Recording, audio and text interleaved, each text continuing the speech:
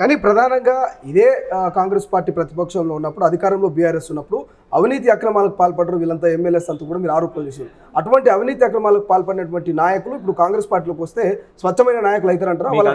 అధికార పార్టీ మీకు అదే చెప్పిన గతంలో మీరు ఏ రాష్ట్రంలో కాంగ్రెస్ పార్టీ అధికారంలో ఉన్నప్పుడు, కేంద్రంలో కానీ రాష్ట్రంలో కానీ, ఆ పార్టీలో ఉన్న సంబంధించిన మంత్రులు కానీ ఎమ్మెల్యేలు కానీ ఎవరైనా తప్పు చేస్తే వాళ్ళని జైల్లో పెట్టిన ఒక పరిస్థితి కూడా కాంగ్రెస్ ప్రభుత్వంలో ఉంది. ఇది బీజేపీ పార్టీ బీఆర్ఎస్ పార్టీ వాళ్ళు చేసేది. ఇతర పార్టీకి వెళ్ళి మా పార్టీలో చేరితే వాళ్ళు స్వచ్ఛంగా అయిపోయారు, వారు ఏమి తప్పులేమని చెప్పి క్లీన్ చిట్ బీజేపీ పార్టీ ఇస్తుంది. కానీ కాంగ్రెస్ పార్టీ నిజంగా కాంగ్రెస్ పార్టీలో ఉన్న ఎవరైతే చేరినా కూడా వాళ్ళు తప్పు చేసిరని చెప్పి ఆధారాలు రుజువు అయితే 100%గా లీగల్గా వాళ్ళపైన ఏం యాక్షన్ తీసుకోను 100%గా అది తీసుకొని ఇస్తుంది పార్టీ తప్ప ఎక్కడ కూడా వాళ్ళని ఆపి వాళ్ళని ప్రొటెక్ట్ చేసి వాళ్ళు స్వచ్ఛమైపోయారు వాళ్ళపైన ఏం చేయమనే ఒక పరిస్థితి కాంగ్రెస్ ప్రభుత్వంలో ఉండదు. పార్లమెంట్ ఎన్నికల వేళ ₹2 పెట్రోల్ డీజిల్ మీద తగ్గిస్తూ కేంద్ర ప్రభుత్వం జారీ చేసింది. కాంగ్రెస్ పార్టీకి అయినా ఓట్ బ్యాంక్ ఏమైనా తగ్గే అవకాశం ఉందా? మైనస్ అనుకోవచ్చా? ఏదైతే నిజంగా ఈరోజు రాష్ట్రంలో బడుగు బలైన వర్గాలకి రాష్ట్ర ప్రభుత్వం ఆ రోజు ఉన్న రాష్ట్ర ప్రభుత్వం కేంద్ర ప్రభుత్వం చేసిన తప్పిదం వల్ల ₹1300 గ్యాస్ సిలిండర్ అయింది. దాన్ని కాంగ్రెస్ పార్టీ తెలంగాణ రాష్ట్రంలో ₹500 ఇస్తుంది. గతంలో రాజస్థాన్ లో కూడా మేము ఇచ్చినాం. నిజంగా కేంద్ర ప్రభుత్వానికి చిత్తశుద్ధి ఉంటే మొత్తం దేశవ్యాప్తంగా ₹500 గ్యాస్ సిలిండర్ ఇచ్చేది ఉండే. ఎందుకు ఇవ్వలేకపోయినరు? ఈ రోజు ఏదైతే తూతూ మంత్రంగా ఏదో ఇవ్వాలని చెప్పని ఎలక్షన్ల ముందు ఏదో ఎలక్షన్ స్టంట్ వేయనీకి బీజేపీ పార్టీ డ్రామాలు ఆడుతుంది. ప్రజలందరూ కూడా దీన్ని గమనిస్తున్నారు. 100% తెలంగాణ రాష్ట్రంలో 17 పార్లమెంట్ సీట్లు 14 సీట్లకు తగ్గకుండా తెలంగాణ రాష్ట్రంలో కాంగ్రెస్ పార్టీని ఇక్కడ ఉన్న ప్రజలు గెలిపిస్తారు. దానికి ముఖ్య పాత్ర కూడా మహిళలు, నిరుద్యోగులు పోషిస్తారు. ప్రధానంగా మాజీ ముఖ్యమంత్రి కేసీఆర్ అంటున్నారు, 10 ఏళ్ల పాటు నేను అధికారంలో ఉండి ఏ ఒక్క రోజు కూడా బూతులు మాట్లాడలే, ప్రస్తుత సీఎం మాత్రం నిత్యం బూతులు మాట్లాడుతున్నాడు, సీఎం హోదాలో ఉండి ఇది సరైనది కాదంటున్నాడు. ఏం చెప్పారు?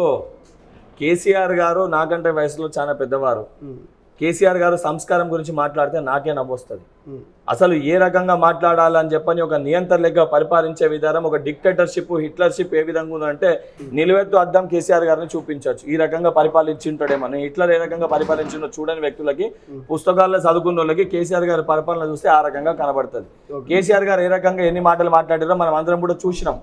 కానీ ఈరోజు చాలా స్పష్టంగా వారు చేసిన తప్పుడు పనులు, వారు తీసుకున్న తప్పుడు నిర్ణయాల వల్ల తెలంగాణ రాష్ట్రానికి ఏం అన్యాయం జరిగిందో ప్రజల దృష్టికి తీసుకొచ్చే ఒక ప్రయత్నంలో భాగంగా కోపంలో, ఆవేదంలో కొన్ని అంటే కోపం వస్తుంది.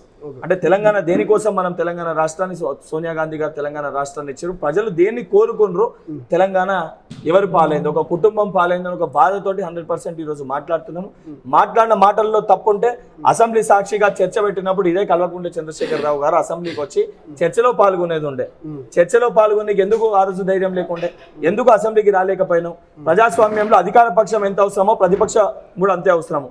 అసెంబ్లీలో ప్రతిపక్ష పార్టీ నాయకునిగా నీకు హోదా ఉన్నప్పుడు అక్కడ మీరు వచ్చి ప్రజలు యావత్ తెలంగాణ సమాజం చూస్తుంటే ఆ రోజు మీడియా మాధ్యమంలో అసెంబ్లీలో జరిగే చర్చ, ఎందుకు నువ్వు చర్చలో పాల్గొనకపోయినావు? నిజంగా నీ తప్పు లేకపోతే ఆ రోజు నువ్వు ఎందుకు వచ్చి డిబేట్ పెట్టలేకపోయినావు? కానీ ఫైనల్గా మీరు ఏది ఏమన్నప్పటికీ కూడా KCR is back, Kaleshwaram project మీద టీవీ డిబేట్ చర్చలలో కూర్చుంటా దాని మీద పూర్తి స్థాయి ఆన్సర్స్ కూడా ఇస్తా అంటూ ఆయన మాట్లాడుతున్నారు. సిద్ధంగా ఉన్నదా కాంగ్రెస్ పార్టీ? ఇప్పుడు గత 9 సంవత్సరాలుగా కల్వకుంట్ల చంద్రశేఖరరావు గారు కనీసం ఏ ఒక్క మా మీడియా సోదరునికి ప్రశ్నిస్తే ఏం ఎందుకు ప్రశ్నిస్తున్నాం అని చెప్పి హేళనగా ఎగతాళిగా మాట్లాడి ఎన్నో సందర్భాలు ఉన్నాయి, మనం చూస్తే చెక్ చేయొచ్చు.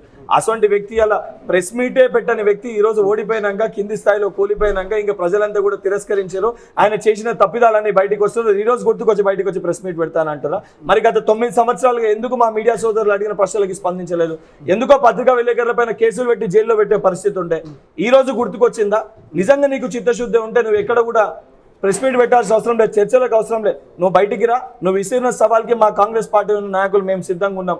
నువ్వు తప్పు చేయలేదంటే బహిరంగ చర్చకి రండి, మేము కూడా వస్తాము. నువ్వు చేసిన తప్పైందని చెప్పి మీడియాని కూడా పిలుస్తాము. బహిరంగ చర్చ నువ్వు అన్నట్టు అమరుల వీరుల స్తూపం గారు కానీ, ఉస్మానియా యూనివర్సిటీ వేదిక కానీ, ఏ యూనివర్సిటీ వేదిక కన్నా మేము రానికి సిద్ధంగా ఉన్నాం. స్టూడెంట్స్, యూత్కి సంబంధించిన సమస్యలపైన నేను సిద్ధంగా ఉన్నా. గత 9 సంవత్సరాలుగా మీరు ఏం చేసారు విద్యార్థుల కోసము? మేము 3 నెలల్లో మేమేం చేసినాము? మేము 3 నెలల్లో చేసింది నువ్వు కనీసం 10 సంవత్సరాల్లో చేయగలిగినావా? అసలు చర్చ డైరెక్ట్ ప్రజాక్షేత్రంలో ప్రజల మధ్యలో తేల్చుకోనికి మేము సిద్ధంగా ఉన్నాము.